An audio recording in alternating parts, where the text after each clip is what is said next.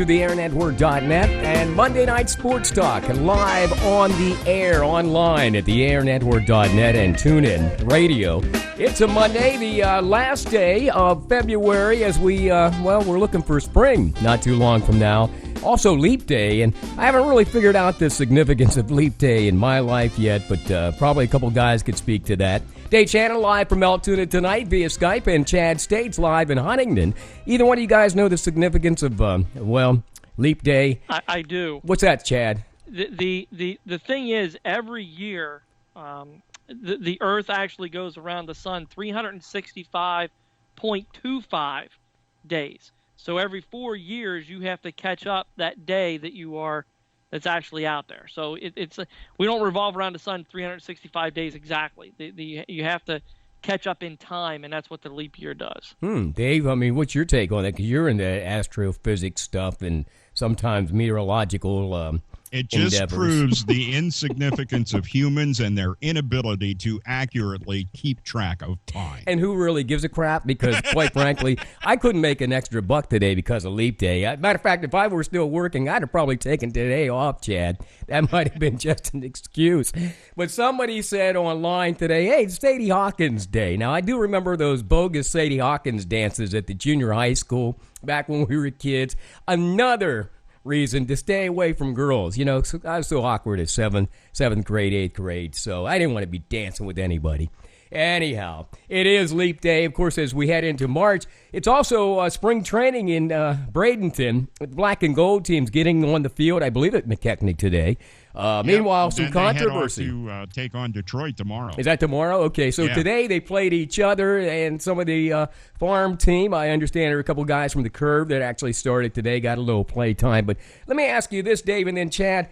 Garrett Cole seemed to be a little upset over the weekend about the money he's making.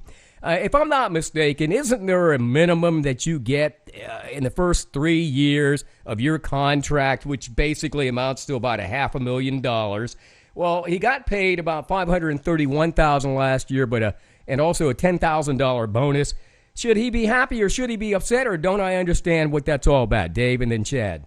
Well, originally what they did, Greg, was they did some improper calculations, and they ended up being his salary for the upcoming season would have been less than what he made last year. And so they go back and they recalculate it. And to be honest with you, they're paying him way too little for what he's worth. He's the frickin' ace of the staff. Mm-hmm. And they're paying him just over $500,000. So is it about $550,000? So is it a bogus accounting problem, Chad, or is it something that really he should be concerned with as we head into this season? Well, I think he should be concerned. I think that Scott Boras had come back and said, hey, you should be paying him, over $600,000. Now, is he worth more than that? Yeah, This is also the same guy that got an $8 million signing bonus when he went on, too. So let's not forget that happened 3 years ago. But regardless, the economics of baseball, guys, they're weird. I mean, it's like trying to figure out multiple algorithms at the same time period. It's just not going to happen, guys. Yeah. When you look at these call-ups, was Chris Bryant mad at the Cubs because he had to sit down, in AAA for a time period before they could move him up, all because that Rule 21 or whatever it goes to. It's just odd. But here's what this is going to do. Here's what I'm concerned about, because I don't think the Pirates showed him as much love as what they possibly could be. Mm-hmm. Whenever it becomes time for him to be a free agent, I don't know if he's going to be in a Pittsburgh Pirate uniform, guys. And that's sad. That's truly sad. One of the best picks that they made out of the draft over recent years, and they're going to end up losing him. And, I thought this team was turning around and getting ready to become a real player in Major League Baseball, and they pulled this stunt. They're going to lose him over 50 or 60 grand, Dave. Yeah, that's it. Exactly. It's hard to believe. Well, it's yesterday out of Bradenton, Neil Huntington spoke to that when he said that he acknowledged the team erroneously computed the Garrett Cole's salary for this year, which led to, obviously, a public spat with the ace pitcher. They initially offered him a $538,000 contract with that $7,000 increase over his base salary. And, but he said, hey, we'll take care of him. Don't worry about it. Let him get on and play. Let me ask you this. You cited, Dave, about the Cubs situation with Bryant. And it happens many times when you get somebody like a Mike Trout, who is, phenomenal, but he's got to wait those 3 years to get paid. And then, let's face it, when these guys sign these contracts, in the case of a Trout or someone, that next contract's $191 million or such, for a period of maybe 6 to 8 years. That can't be a bad thing, to wait and be patient. Well, is it going to be patience that'll be applied by the Pittsburgh Pirates? And the early indications are no. If you're going to quibble over $20, $30, whatever, $40,000, you're a bunch of jerks. I mean, I really had hope for them, and I thought they were turning a corner and they were going to be a player in Major League Baseball. This just proves to me that they are not and will not be. Chad, they got lucky the last. Go ahead, Chad. Dave, he's exactly right. You pay this guy the maximum you're allowed to within that 3-year span, and that's all Boris was asking for. Yeah, he wasn't asking for the house or to break the bank. That comes next year. He's just asking to show me some love based on this guy being the ace last year, based on this guy carrying the Pirates into the playoffs. He's being the rock in the of that All-Star staff. game. Being in the All-Star game, all that stuff. And the Pirates wanted to gyp him. And you can't do that. And I'm sorry, he's not going to be – I mean, I'm making a call right now. He's not going to be a Pirate beyond this year. So you see this as being a need for greed on the side of the Pirates when, in fact, like you guys said, another 60, 70 grand this year. Right. Sort of like placates Cole for a while, and then they renegotiate because, Boris is going to obviously hit him up for a lot of money next season. But it's a show of faith, too. I mean, you're bargaining in good faith by doing that so that when the real bargaining comes along that Chad and I are talking about, then it's like, okay, they were good to us when this situation came up. We're going to give them every consideration and try to stay there. Right. Now you got a guy who – go ahead, Chad. I was going to say, absolutely. And remember, this guy played his college ball at UCLA. Who's in the LA market? The Dodgers. One of the biggest spenders out there. He's going to have the Dodgers. He's going to have the Yankees. He's going to have the Red Sox. He's going to have the Angels. He's going to have the both Chicago teams. They're going to be all over this guy. The faith piece is what Dave's hitting on, and it's exactly right. You show him good faith now, you got to hope that he's going to show you good faith afterwards. And they didn't do it. So I think he's primed to go. Monday Night Sports Talk. Chad States live in Huntington, Dave Shannon live in Altoona. Greg Banks in the studio tonight. Hey, if you'd like to join us, and I think Jenny shouted out on the street the other day, she's going to call us. Jenny, that number is 814-242-4845. Again, 814-242-4845. You can change our dialogue tonight. You may have something you want to talk about locally, regionally, or nationally about sports. Just jump online, theairnetwork.net. Hey, having said that, Dave, is there anybody else down there? Because last week we talked about McCutchen. Now, we know that he got paid, I guess, half decent in his last contract. You think they would treat him any different when he gets into that last year of the contract, which I'm thinking it's next year. I'm not sure exactly how that works. But if he says, look, I'm willing to sit down now, and I think we kind of broached the subject last week. I want to sit down now. Let's talk about it now and get it out of the way. There's no way the Pirates are going to deal with him, right? I have Not no idea point. what the thinking is because I'm so confused over this deal with Garrett Cole that I was of the opinion that they recognized the amount of money they could make as a franchise by making it to the postseason and filling that stadium night after night. And apparently their business model was never built to do that, and they don't know what to do. So I was thinking, yeah, they're probably going to try to keep McCutchen. McCutchen loves Pittsburgh.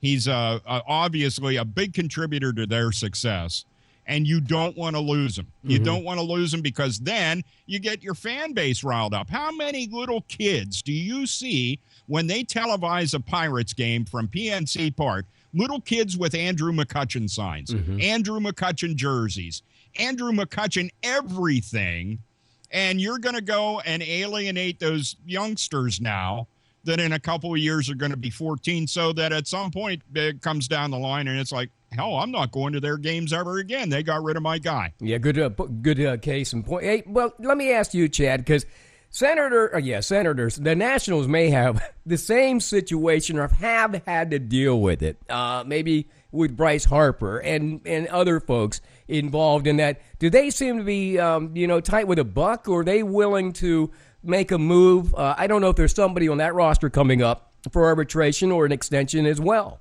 Well, Harper is coming up for that extension, yeah, and they're going to pay him. He's got to pay him big. But look who they brought in last year, Max Scherzer, Mm-hmm. and paid him big money. No, the Nationals they're big spenders. They're a player. They're a player, and they want to be a player. Let me ask you about but they're a player that's going to show good faith to their people. They didn't treat Bryce Harper this way. I can tell you that right now. No. Okay. Guaranteed. Let me ask you about their situation going into the season. Last year, Harper had a problem with Papelbon.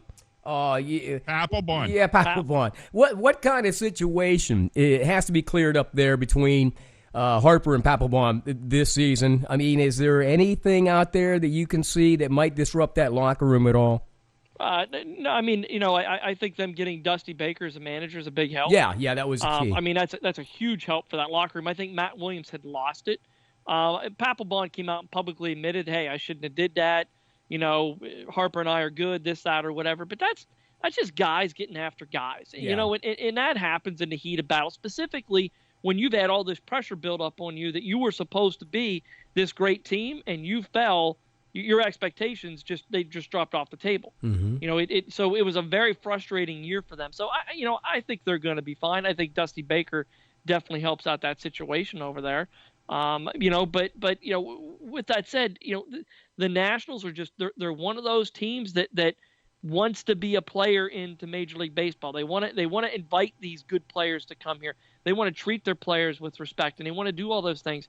Man, after today, I'm really starting to wonder about Pittsburgh. I really am. You and me both. Hey, that Dave, was just dirty rotten. Yeah. As we scour the league this year, Dave, but let's start on the National League first. Any surprises maybe in the offseason with trades or people being moved around, or anybody who you really think has a depth of roster that is just going to be completely animalistic and barbaric when it is all said and done? You understand what I'm saying? Like, there's got to be one team out there that's just going to be kicking all kinds of ass this year.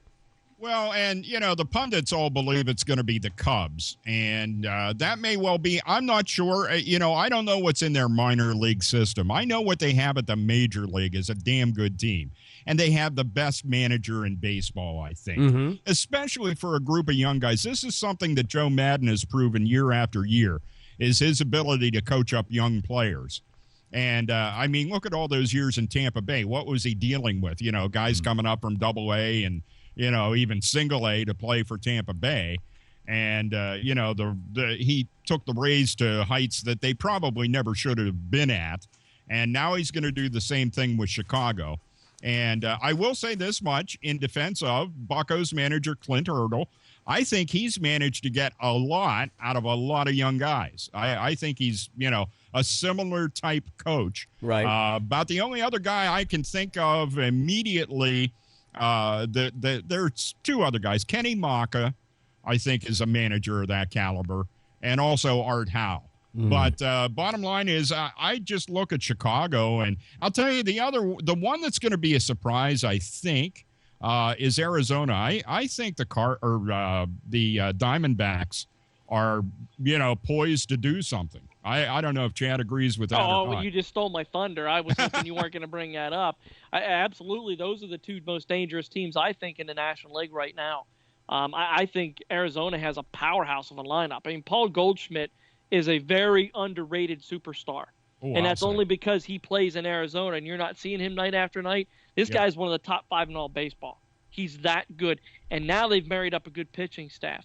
I'm with you, though, Dave. It's almost like Washington walking into last year, and people kind of wanted to say, hey, look at that pitching staff, look at this, look at that. But you know what the difference between the Chicago Cubs of this year, because people are saying the same thing, and the Washington Nationals are?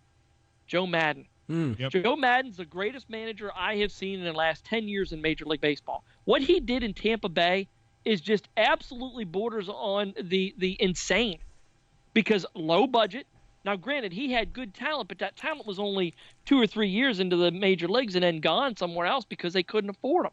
Yeah. What's he going to do when he's got staying power now? He's got big bucks to play with. These guys that are on this roster, they're going to be there for a long period of time. I mean, Joe Madden's lethal, and I think the Cubs are built for the long haul in the National League. And the other part of that tandem, guys, if you will, is the fact Theo Epstein is in the front office. And when you have that kind of combination with management and a manager on the field, I mean, it's hard to deny that these guys could go a long way. And Theo is one of those guys, he's not all about analytics, but he's about being patient, bringing in the right people into their minor league clubs, and, of course, growing from there.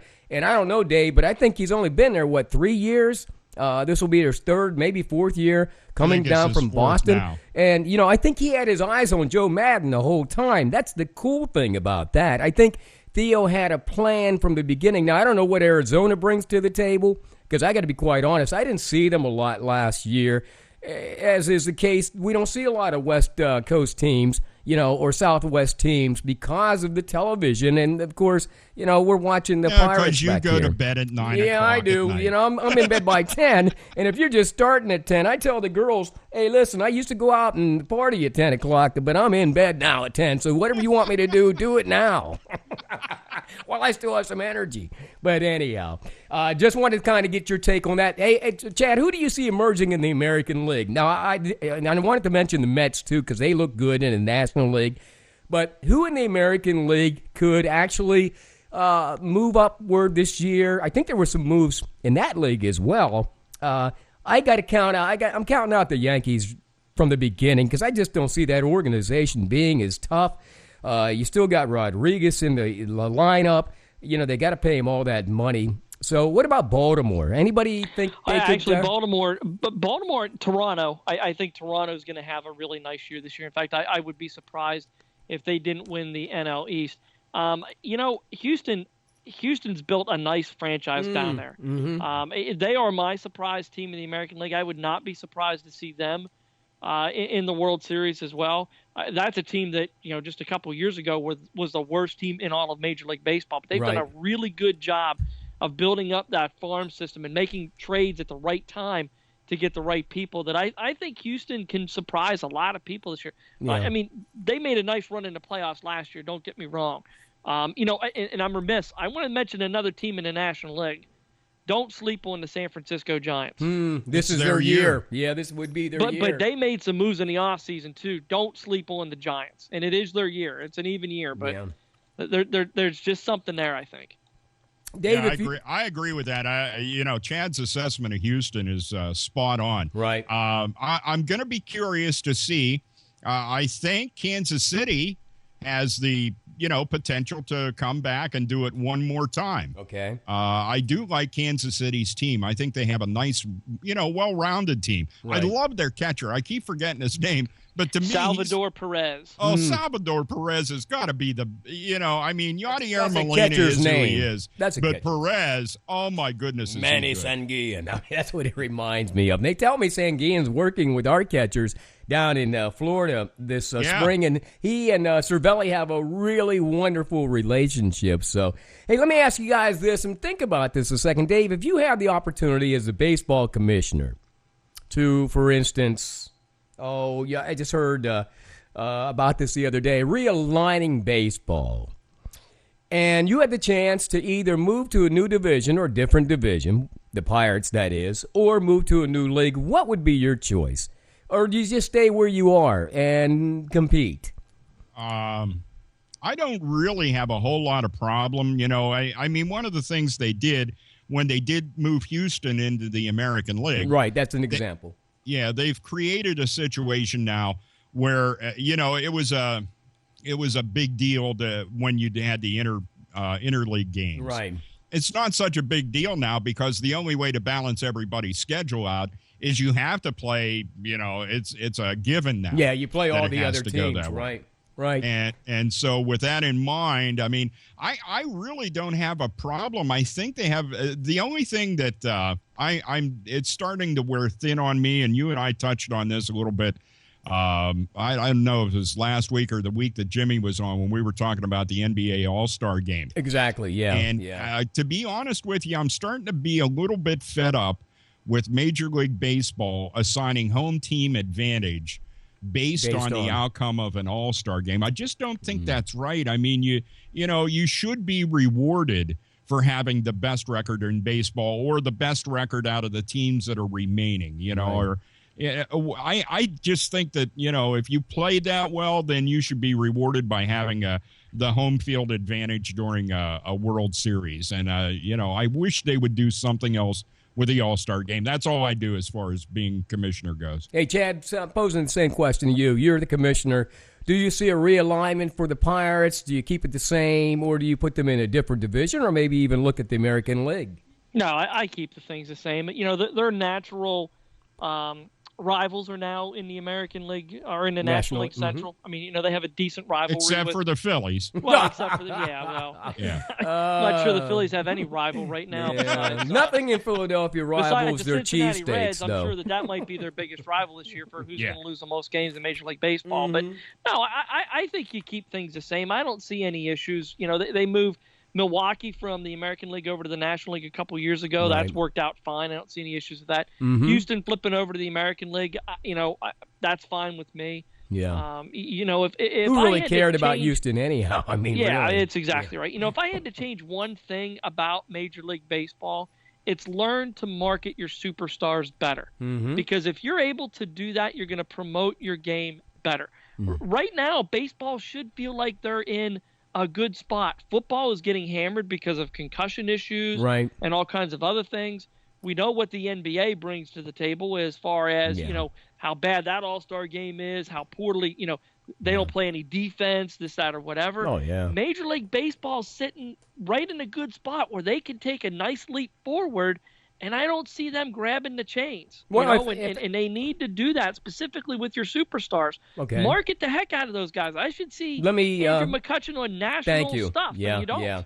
Let me ask you this, because if you were to be the commissioner again, Dave, and you needed to promote this league during the NCAA tournament, which is got a lot of eyes on it, okay? Not that those folks are baseball fans, but who would be the 5 guys that would represent Major League Baseball in your mind that people could associate with? Because we can actually see their faces. They aren't covered with helmets. Right. They don't have masks on. Who are those 5 guys that we definitely need to see and put in front of the public?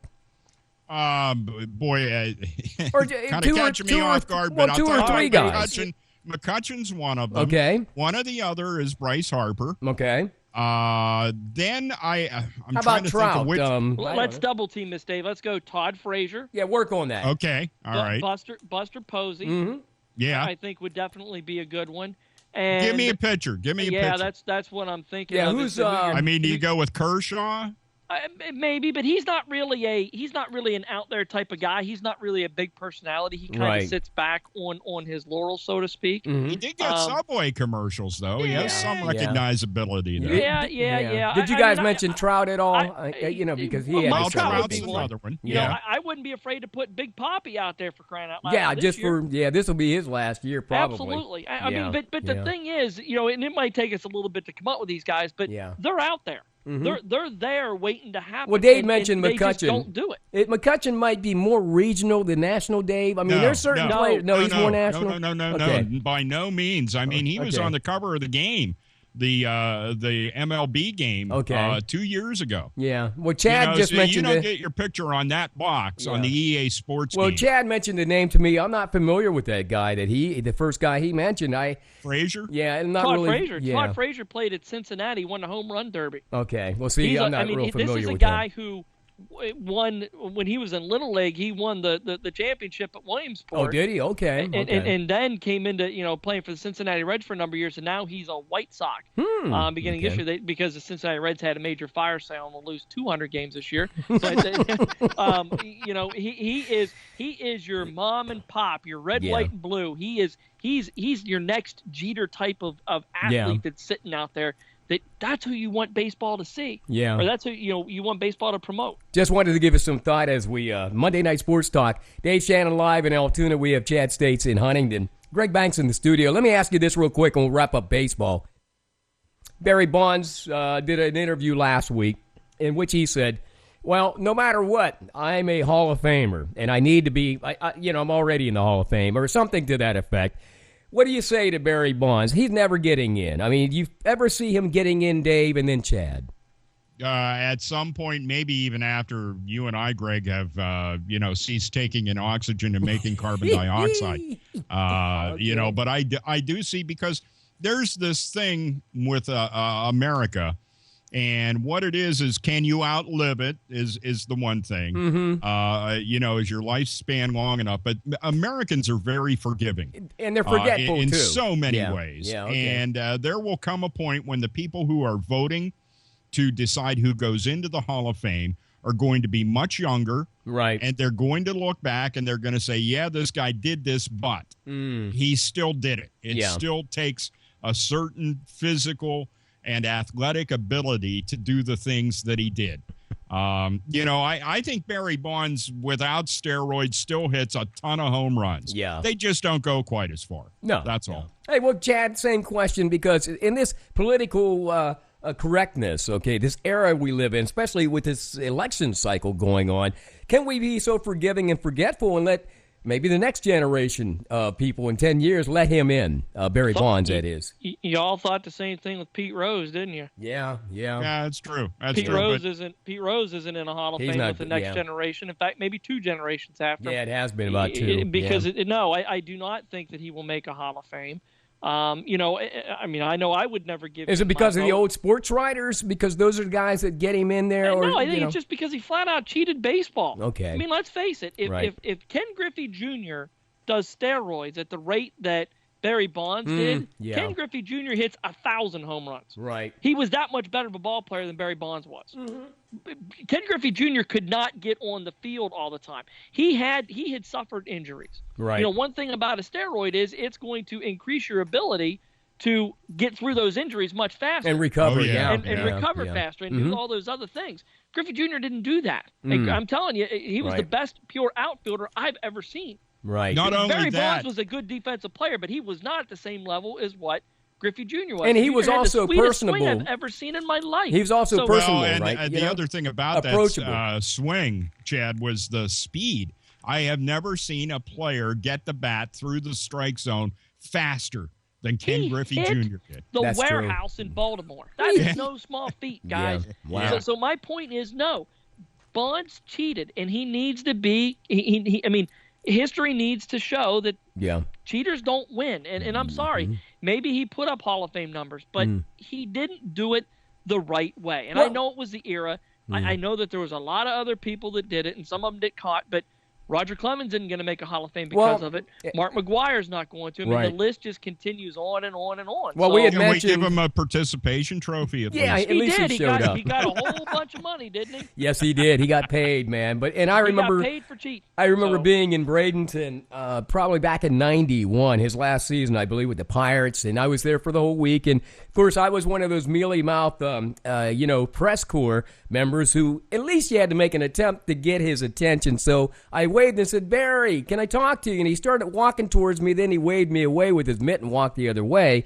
And of course, I said, "You prick." And, but I wasn't the only one because he was talking to no one that year. And if you remember in camp, Dave, that was the year that Leyland laid into him. I believe it was on a Monday. And he said, "Hey, if you don't want to be here, you can leave. I'm the manager of this team." And I'll never forget that. But having said that, does Big Papi get into the Hall of Fame? Because his career has been somewhat questionable, and he's a designated hitter. Dave first and Chad, then we'll wrap it up.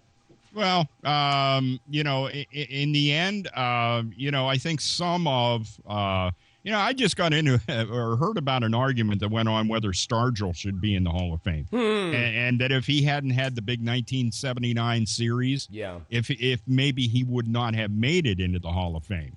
By the same token, with Big Papi, you got to look at what he did for me, it's got to be a little bit about what you did for the team and the level you got your team to. And I got to give him some points for that and say, there may be some shortcomings in some of the stats, right? But in the end, I don't know. He was a darn good player for Boston, and I think there's every real possibility that it's a change too. You're talking about that change now, too, where these guys that were at the front end of designated hitter, right, are now getting retirement age or whatever, and that has to be a new consideration when it comes to Hall of Fame balloting, I think. What do you think, Chad? Does Big Papi get in after he retires after this season? He's in easily. Okay. One of the things that I always like to say about a Hall of Fame is, can you rewrite the history of baseball or that sport without mentioning that guy? You can't do that in this case. Big Papi was the best player on Boston's teams when they won World Series. Right. And how long had it been since Boston had won a World Series? True. Yeah. He's in on that alone. Despite the fact that he's put up really good numbers. And the DH is, maybe a little bit, maligned, so to speak, but it's part of baseball. So it sure is. You can't take away from it. And he only got into that later in his years. He played a lot of defense. He played a lot of first base. Right. He was the best player on some really, really good Boston Red Sox teams. Yeah. And that carries a lot of weight. So he's in. I mean, I don't think he's a first ballot Hall of Famer. Right. He might be. He might be. I don't know. But he depends is on what the class is. The other thing is, right there's the word, Dave. This guy's a class act. Yeah. I mean, I am not a huge Boston Red Sox fan. I like Big Papi. He is a class act wherever he goes. I hope he gets a Derek Jeter treatment the whole year, all the way through Major League Baseball, because this guy deserves it. And now I want to mention this, Dave. You mentioned Willie Stargell, and I got to believe, in addition to Willie's numbers, what a popular guy in the league. You know what I mean? It does become a popularity contest among those writers.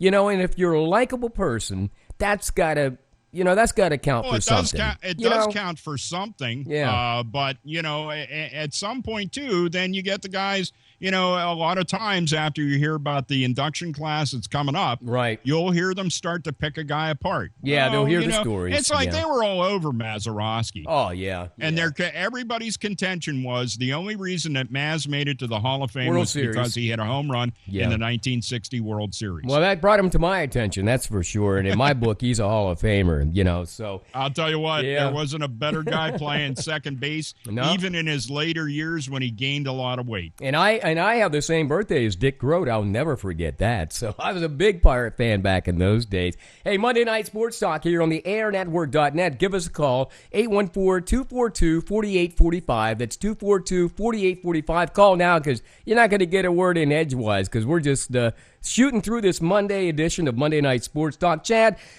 Peyton Manning probably going to retire this week. I think John Elway has gone to him and said, Peyton, you got to give us a decision. You think it's going to be on his own volition, or is it just time for Peyton to hang it up? The guy's got no arm left. Well, I think now it's on Peyton Manning because the Broncos, I think, have already come out and said, you're not coming back here next year. That salary cap thing is going to hit. $19 million. They're going to have to make a decision. Yeah. And you're not paying a 41-year-old quarterback. It's just not happening. Right. So they're going to end up chasing Brock Osweiler here, which is the right decision. Oh, there's no doubt. Peyton just needs to do the right thing, and I think he will. Yeah. I mean, there's nothing left, and that's okay. That happens with all of us. The tank is empty. It happens. Yeah. And listen, athletics and playing them can and part of the analogy here, but it's almost like a narcotic where it's just so addictive that you don't know what to do next. This guy has to have plan Bs. Yeah. I mean, he can Papa John's his way through life the rest of the rest of what he has to and do. You know what I don't want to see, Dave, is like like what happened to Willie Mays. When he went with the Mets. I mean, it got embarrassing to the point that, come on, say it ain't so. Hang it up, Willie. That's how I felt. Yeah, no, I think Chad's got it right. I mean, I think Peyton has a plan. He's much too smart of a guy, and he's got a plan for what he does next, and it's just a matter of coming out and saying it, and being able to maintain your composure while you say I'm giving it up, because as Chad said, the addiction of being a major sports figure is just really hard to give up. But there is a time when it happens, and it's time. Just that competition. I mean, coaches are the same way. Yeah. I mean, look at Joe. Honest to goodness, he just didn't know when to give up because you're taking that competition out of him. You know, it's very hard to do. I'm stepping into, guys, my 17th year of coaching baseball. Yeah. And while it's harder for me to continue to do the things that I used to do as far as, you know, throwing and being active with the kids, that zest, that for it's not there. It actually still is, but at some point in time it becomes detrimental. Yeah. And you have to be smart enough to recognize when it is going to be that way. And for Peyton Manning, it's there. And it's all right to step aside and let the younger guys in. Because, I mean, that's just how it is. Dave, you and I talked about that Joe Paterno thing probably about a couple of weeks before he was even let go. And I remember you saying when we did that football talk thing back in Johnstown, you know, what's going to happen is Joe ever has to step aside, he's probably going to die within 6 months. I never forget that. And that's exactly what happened to him. I believe it happened to Bear Bryant as well. You know, once they're out of the game, what else is there? But in this case, well, when it's Joe that big of a part of your life, I mean, that's what you've done day in and day out for 60 years or however long it's been. Right. And you take that away, and it's like you start to question, what's my reason for living? You know, other than the fact that I have grandkids and what have you. Yeah. And there are millions of people out there, not just in athletics, that are the same way. Yeah. You take their job away from them. It's time for them to retire. Yeah. And they don't have a plan B afterwards. Oh, let me say this. Happens. Let me say this, Dave. I don't know if and this is happening in your area right now. Don't know if you're aware of it, but John Franco has stepped down as a football coach at Altoona High School. He cites a problem with Phil Riccio, the AD, as being one of the problems. However, John says he wants to continue to coach somewhere. But, you know, he's always had that arrangement where he's taught drivers at Altoona, and then he went to Tyrone and coached. Now, there's a situation with somebody not ready to walk away just yet. And he may come back, even though he has a young son still playing at IUP, and his son, I believe Scott, is still the coach out there, assistant coach. He still wants more, though, but he wants to get out of that Whippeal thing, you know. And having said that, I didn't know if you were aware of that in high school football. It happens in that league, too. Well, I'll tell you one of the things that poor John has had to deal with two times now is the politics within the school district. School district, right. I mean, it is just pathetic what goes on in the Altoona area school district for being at the top, you know, of the heap as far as enrollment and what class you're in athletics. And the politics that go on in this school district are pathetic. Well, he wanted out of that Whippeal so bad. Yeah, and, don't forget, too, there's a bunch of people that go to the school board members all the time and bitch, moan, and complain. Why isn't my kid playing? Because your kid sucks. No good. That's why he's not playing.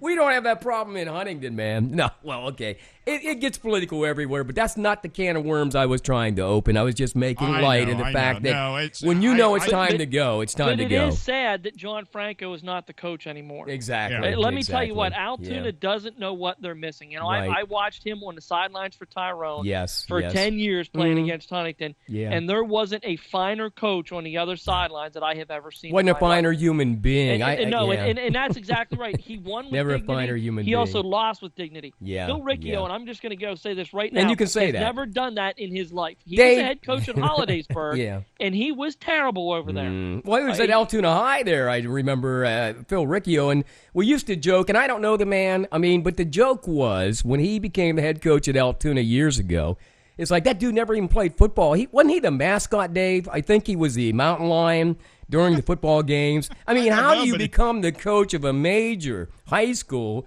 and you got no experience? I don't know, but I'll tell you what. I don't know if John has ever considered this, but, maybe to finish out coaching, maybe it's the type of thing where you go to a St. Francis or a Juniata or, one of those football programs. Or IUP, perhaps. Although that's not going to happen because what's his name? I said I was even thinking IUP, but that's not going to happen because the son of the former coach, Frank Signa, I believe, is there. Too much finger pointing going on about that if that did happen. But I really think as a coach, he could add something to some of these smaller college programs. Well, I think you're right. But I don't know if he wants to make that move. I do know he wants to spend some time with his son who's at IUP this year and maybe think about it. But I wish him the best of luck. And never a finer man have I met. I remember the day that he and his wife got married. They invited me to his reception, Dave, there at the Penn Hotel in that big ballroom. And Roger Weiland and I went, and what fun we had that day. And I believe, oh, man, we're talking almost 40 years now. So that was a great day.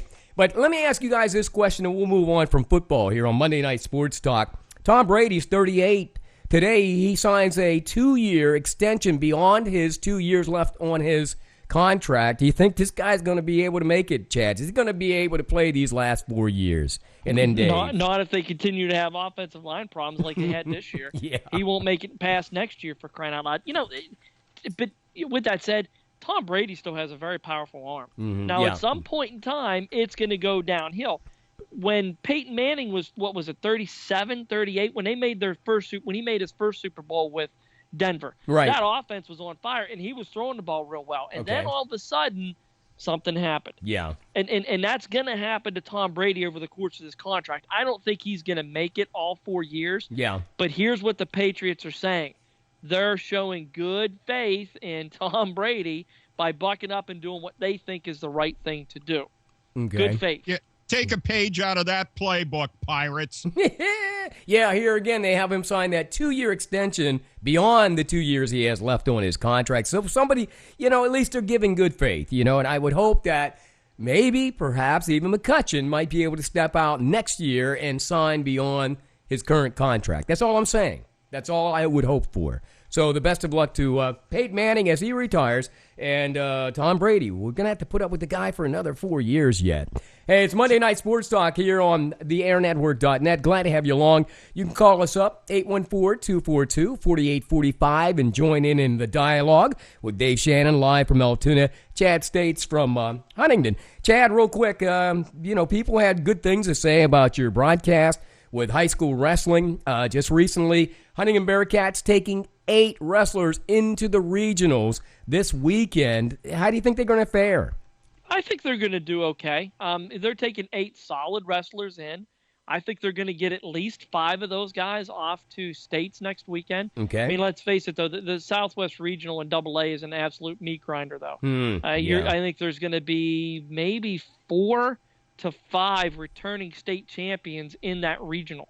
So, I mean, it is a very, very powerful regional moving on. But these Huntington kids are resilient. The good thing that Coach John Mikett has done this year is he's put them into in-season tournaments where they've seen the very good competition. Right, the best. And that's where right now is the time where all that stuff pays off. So I think they're going to do well. I don't think they're going to win a team title at regional. I think they're going to be within the top 3 or 4 teams out there, and maybe a little higher. I think they can maybe finish into second place. How many guys do you think they'll take through there? I want to say 5. Okay. I think that they have a 5 guys that'll place. They might be able to sneak 6, but I think there's 5 there that can definitely get on to states. Any word on on Jake Oliver? I mean, on his injury? No, other than just he wasn't the same kid that I saw wrestle before. Exactly. You could definitely tell that he was being bothered by that shoulder. Mm-hmm. And, I don't want to take anything away from, Walters from Westmont Hilltop. But if Jake Oliver's healthy, he's not even coming close to Well, let me ask you this. You did the match that night, and we were listening to it, and he made a move near the end, which was unusual for him, abnormal. Was it desperation when he tried to jump over that wrestler? Yeah, it was, but it was a heck of a move. He does that all the time in practice, from what I understand. And it's something that he's been working on for those types of situations. I mean, let's face it, you're always going to run into somebody who might be having a better night than what you are.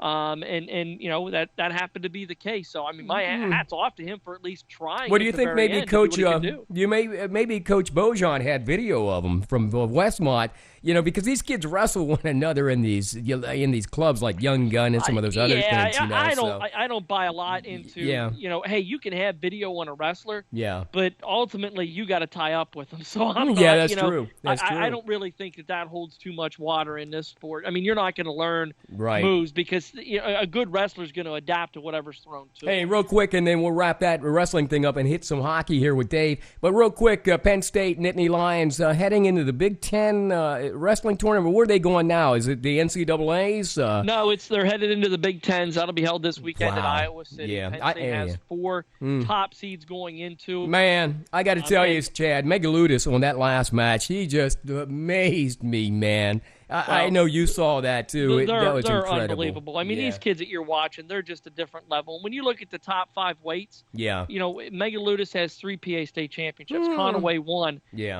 Gulabon has 4. Nolf has 3. Zane Rutherford has 2. I'm sorry. So, I mean, you're looking at the cream of the crop of Pennsylvania wrestling, which is the best in the nation. Wrestling for the Penn State Nittany Lions.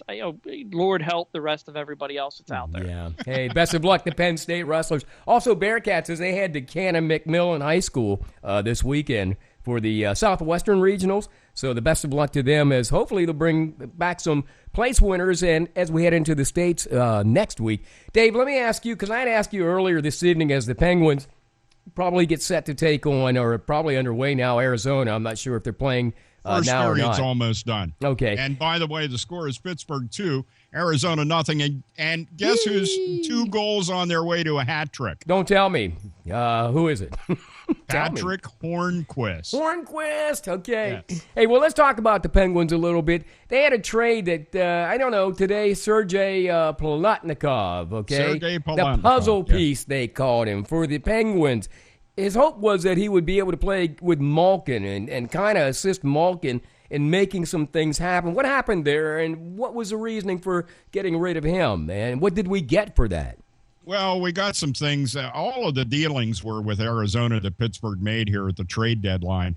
And in this particular case, and Plotnikov, by the way, is playing for Arizona tonight. Okay. And but the bottom line is, I saw an interview with Jim Rutherford, the Penguins general manager, and Rutherford was seeming to indicate that in conversations that Plotnikov had with Mike Sullivan, he didn't have Sullivan wants people that he refers to as all in. Okay.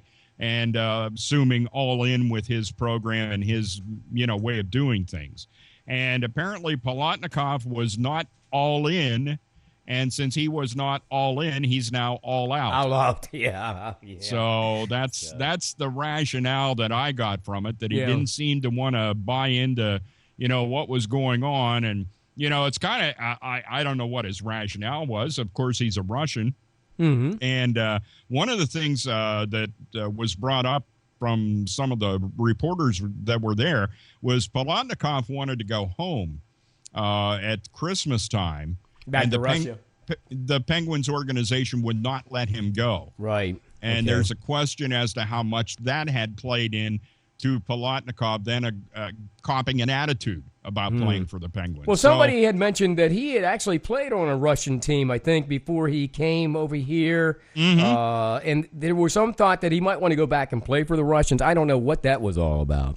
Well, it may have been a thought of his, but right now he's starting on the ice for the Arizona Coyotes. Yeah. So that's what's going on there. So there were no earth-shattering, no current club acquisitions. Everybody that they got is down in the minor leagues, either at Scranton, Wilkes-Barre. A couple of them went to Wheeling, to the ECHL club they have there. So nobody that they picked up here is going to play a role immediately in the Penguins moving forward. Well, according to reports, Plotnikov, 25, signed a one-year deal worth $925,000 with the Penguins.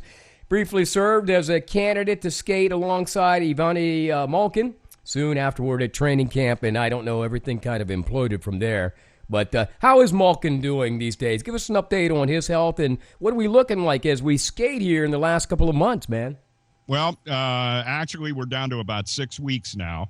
And the bottom line is that Malkin, you do all this stuff to get ready to come back, and you do skating, and you work on your endurance, because hockey is a real endurance sport. Right. And I'm sure he was good as far as that goes, but he's showing a little bit of rust, when it comes to being back in the game and the speed that the game moves at. And so, he is what he is. People have to respect him.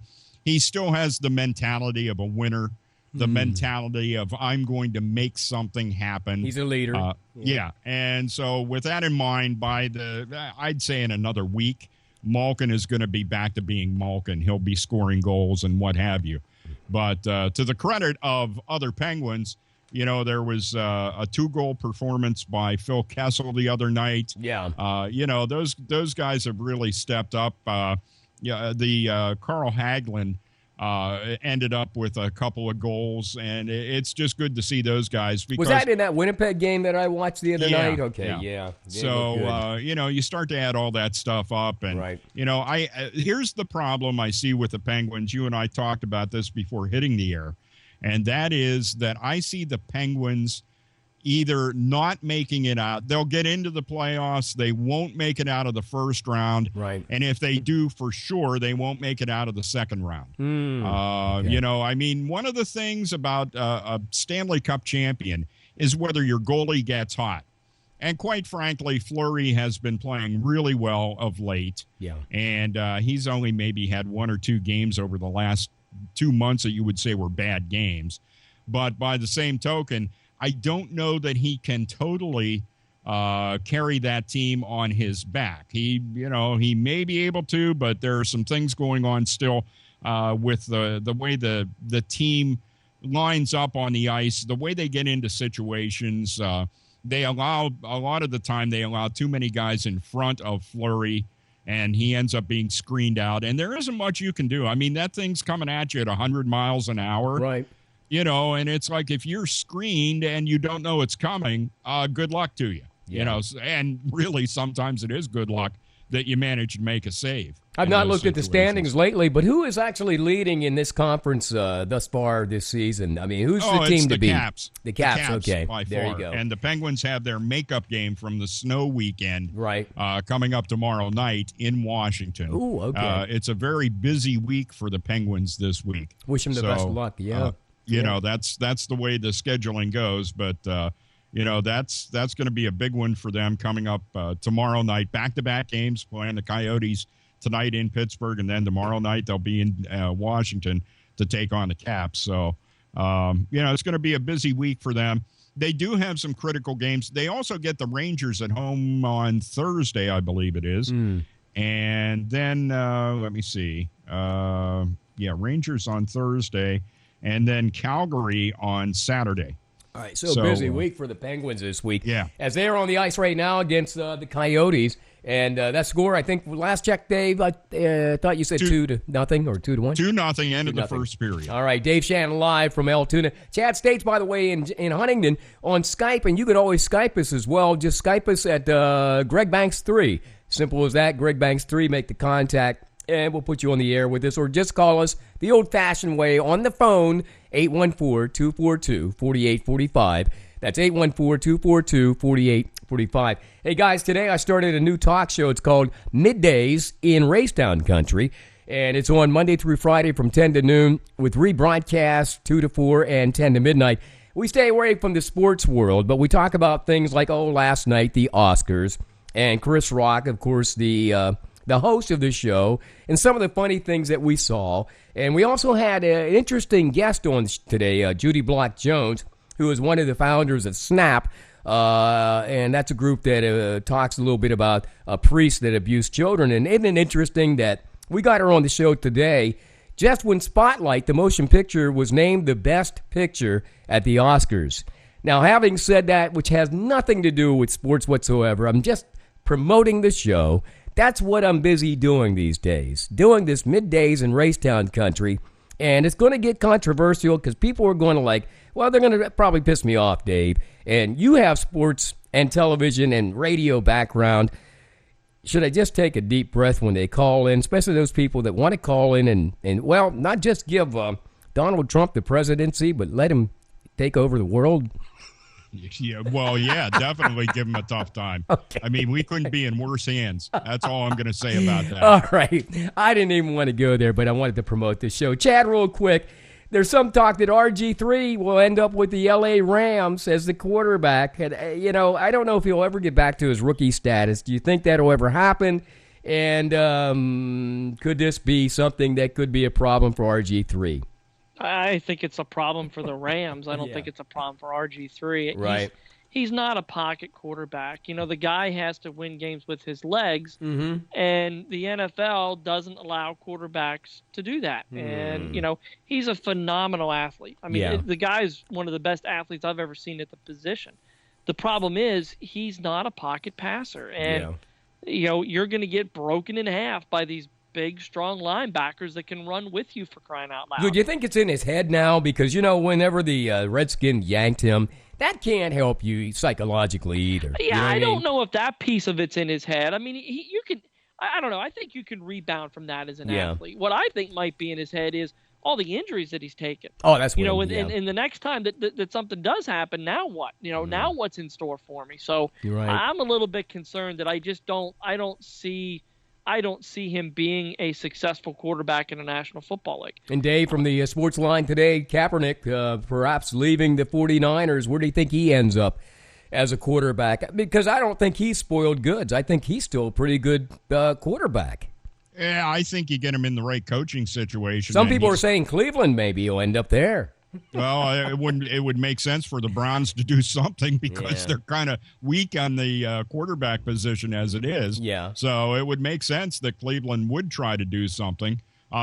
Could also make sense. I don't know. Maybe he goes and plays for the Eagles. Oh, that's the other one too. But I think either one of those, Chad, would probably ruin the guy's career, you think, by leaving the 49ers and going to either the Browns or the Eagles. Well, Cleveland ruins everybody's career, so it doesn't matter. Including coaches. The play-by-play guy can't buy a job anywhere else at this point in time. Yeah, that's true. Just because of how much putrid stuff he's seen on TV. And your resume would be tainted. Like that. Yeah. No, he's not going to wind up in Cleveland. I think Cleveland's going to take that quarterback from North Dakota State. Okay. And go the cheaper route, in all honesty, as opposed to paying a risky free agent. And that's what he is. What really do you see in Colin Kaepernick? And that's, what's the eye test tell you? My head tells me here's a guy who got coached up by Jim Harbaugh, who coaches everybody up. Yeah. So now that Harbaugh's not there, what is this guy? Because not everybody's at Jim Harbaugh's level. So I don't know where he lines up. In all honesty, I think that's a tough call. Okay, we'll be watching that. On the combines, by the way, NFL Network repeatedly plays back that guy that was, I don't know if he was doing the 40-yard dash, but his junk fell out of his pants. And it's like, come on, dude, you got to wear a jock, when you go out and do these things at the combine. He's got to be a little bit embarrassed to see that now on YouTube and all over the world. But having said that, the combines, are they something that are needed? I mean, and especially these intellectual tests that these guys, because let's face it, some of these guys, Chad, only took basket weaving in college. Yeah, and I agree with that. Is the combine needed? Yes.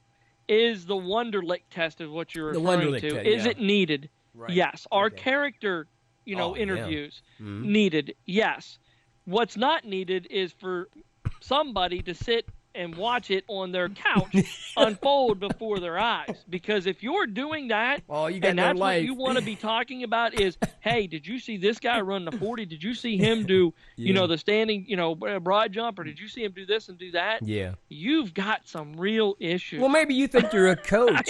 I love sports. There is no way I'm watching people do gym class on my TV, for crying out loud. Yeah, you got no life, Dave. Well, I just saw the highlights of it, and I've not tuned into the NFL Network to watch this stuff because I have no idea who these people are.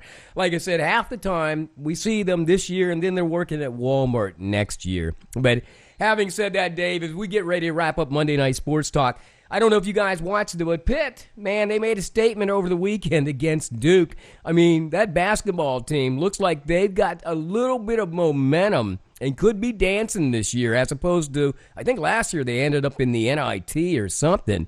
They haven't had a stellar season, but Dave, did you watch any of that game or Chad? Did they make a statement? I watched I watched the entire second half of the game. Okay. And just awfully impressive, I thought.